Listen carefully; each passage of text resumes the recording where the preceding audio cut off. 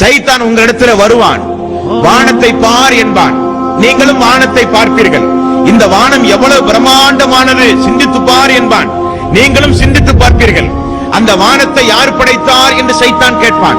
நீங்கள் அல்லாஹ் என்பீர்கள். இந்த பூமியை பார் என்பான். பூமியில இருக்கிற மலைகளை எல்லாம் பார் என்பான்.